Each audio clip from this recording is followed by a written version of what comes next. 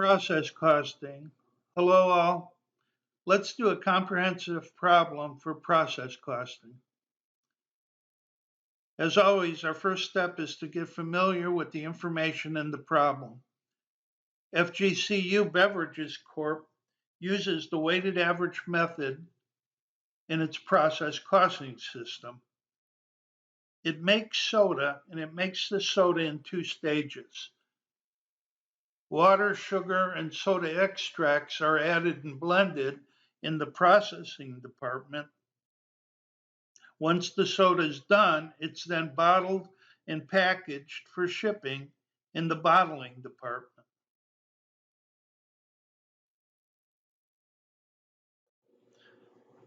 Note that this problem states that FGCU Corp uses the weighted average method for process costing. The alternative to the weighted average method is the FIFO method. We're only focused on the weighted average method here. So now remember, process costing is all about producing homogeneous products through different departments.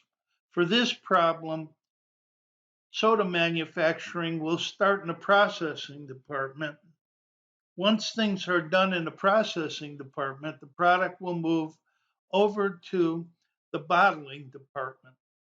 Our goal here is to get calculations done for the processing department. Process costing problems will provide you with information on both the units and the dollar amounts. In our problem, the top schedule shows the units.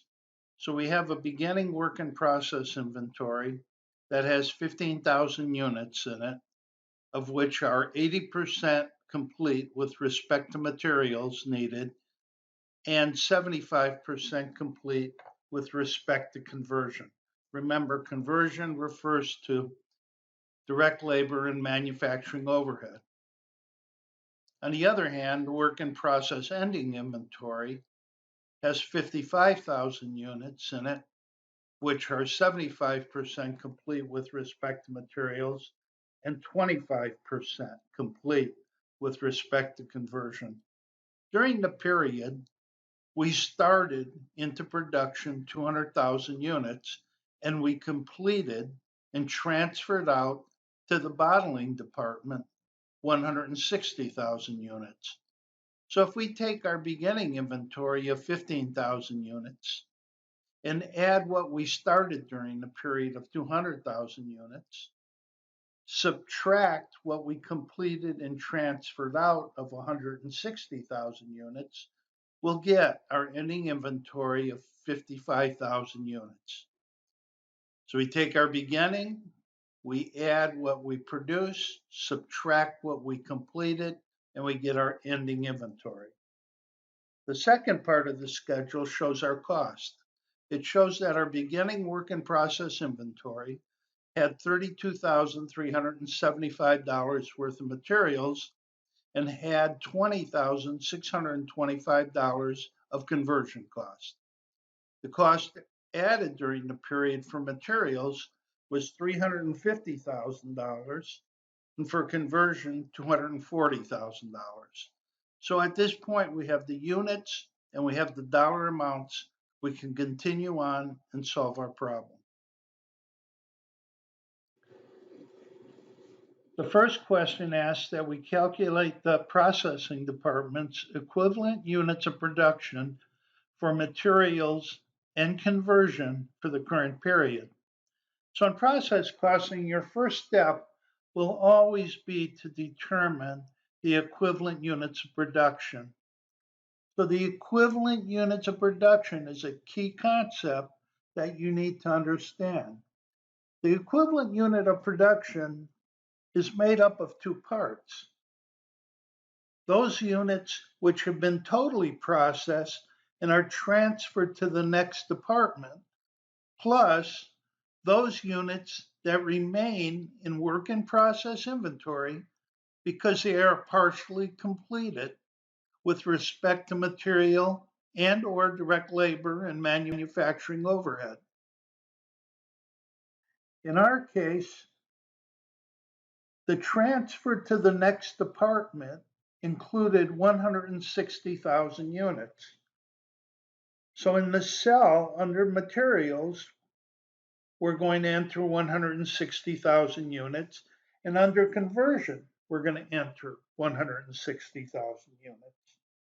We're entering 160,000 units for both because they are totally complete with respect to materials, direct labor, and manufacturing overhead.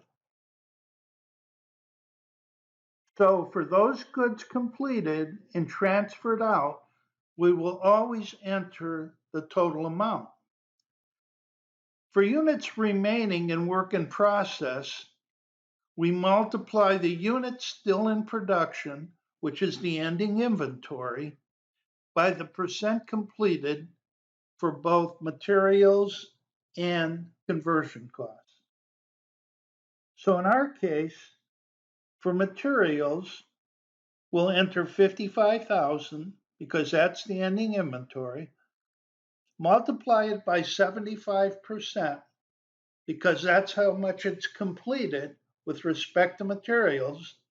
And we'll say that the equivalent units of production for 55,000 units that are 75% completed is 41,250 units. We do the same thing for conversion.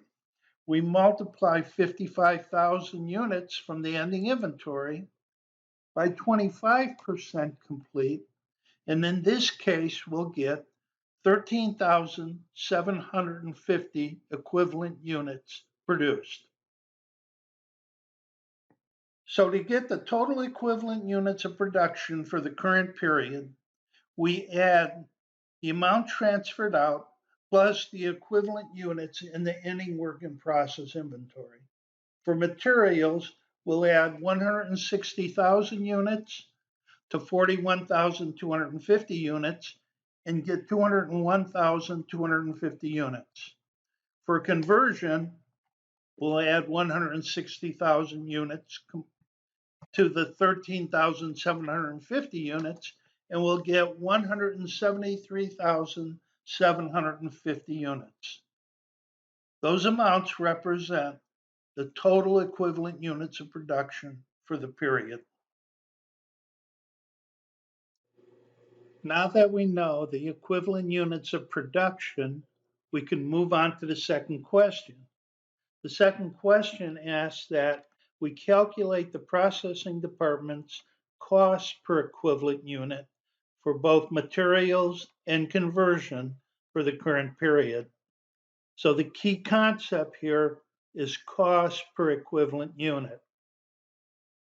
To determine cost per equivalent unit, you need two pieces of information. You need to know what the total cost was for the period, and you need to know the equivalent units of production. So we need to know a dollar amount and we need to know a unit amount. We have already determined the equivalent units of production to be 201,250 units for materials and 173,750 for conversion. So we need to work on our total cost amount. For materials, the information in the schedule tells us that our beginning work in process inventory was $32,375. The cost added during the period was $350,000.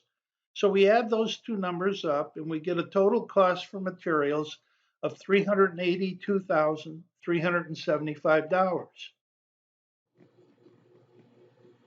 We do the same thing for conversion costs. We take the beginning cost of the work in process inventory of $20,625. To it, we add the cost added during the period of $240,000. We get a total cost of $260,625. Now we can get an overall total by just adding across.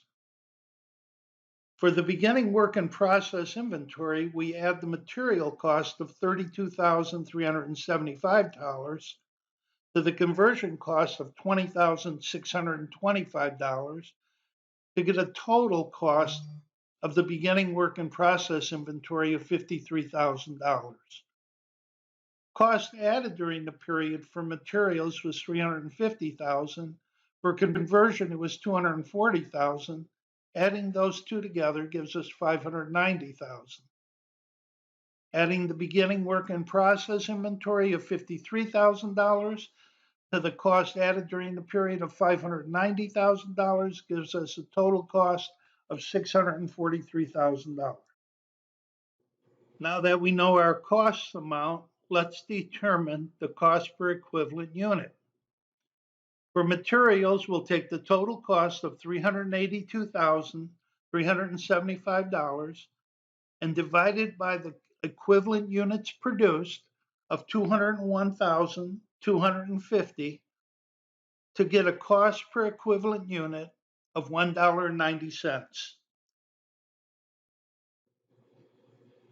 For conversion costs, we'll do the same thing. We'll take the total cost of $260,625 divided by the equivalent units produced of 173,750 to get a cost per equivalent unit of $1.50. So there you go. We calculated the cost per equivalent unit by first determining the total cost for materials and the total cost for direct labor and manufacturing overhead, dividing those total costs by the equivalent units produced, and we get our cost per equivalent units. Requirements 3 and 4 ask that we calculate the processing department's cost of the ending work in process inventory for materials and conversion and in total for the current period. Then it asks that we calculate the cost of the units transferred out with respect to materials and conversion and in total as well. So let's start by working on the ending work in process inventory. For materials, we'll take the equivalent units of production. Now we're going to pick up the 41,250 units. Remember, this question is asking us to enter the equivalent units of production. So while we had 55,000 units in our inventory, the equivalent units produced, as we determined earlier, was 41,250. The cost per equivalent unit was $1.90. So to get the cost of the ending work in process inventory with respect to materials, we multiply the 41,250 units by the $1.90, and we get $78,375. We're going to do exactly the same thing for conversion. For conversion, the equivalent units of production in the ending work in process inventory was 13,750. We multiply that by the cost per equivalent unit of $1.50, and we get the cost of the ending work in process inventory to total $20,625 for conversion. Now get the overall total cost for the ending work in process inventory. We simply add the materials cost and the conversion cost. So in this case, it will be materials at $78,375 plus conversion cost of $20,625 equals our total work in process ending inventory of $99,000. Now for units completed and transferred out, for materials, we'll take 160,000. We'll multiply it by the cost per equivalent unit of $1.90, and we'll get a total cost of units transferred out for materials of $304,000. For conversion, we'll start with the 160,000 units, multiply that by $1.50, And we'll get cost of units transferred out with respect to conversion of $240,000. At this point, we add the two columns. The cost of materials was $304,000. The cost for conversion, $240,000. Adding the two gives us $544,000 total costs for units transferred out. We're done with this step.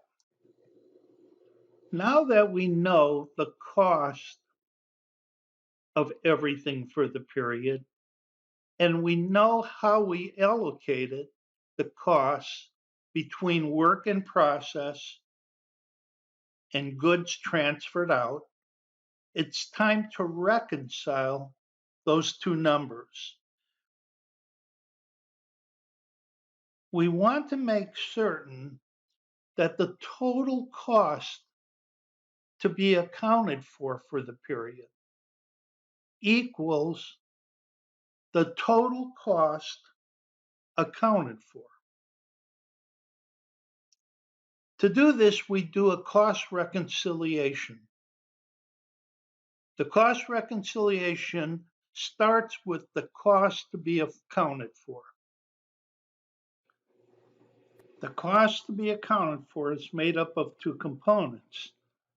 The cost of the beginning work in process inventory, which was $53,000, and then all the costs added during the period of $590,000. So the total cost to be accounted for is $643,000. The second part of the reconciliation shows how these costs have been accounted for. They've all been accounted for in two areas. They're either in the work in process ending inventory, or they're part of the cost of everything transferred out and completed during the period. For our problem, the cost of the ending work in process inventory was $99,000. The cost of all units completed and transferred out totaled $544,000. Adding the $99,000 and the $544,000 together gives us a total cost accounted for of $643,000. So we were asked to account for $643,000, and our cost reconciliation shows that we have. So that's it. Done with a comprehensive problem on process costing. Thanks for watching the video. Hope this helps you understand process costing a little better. Good luck.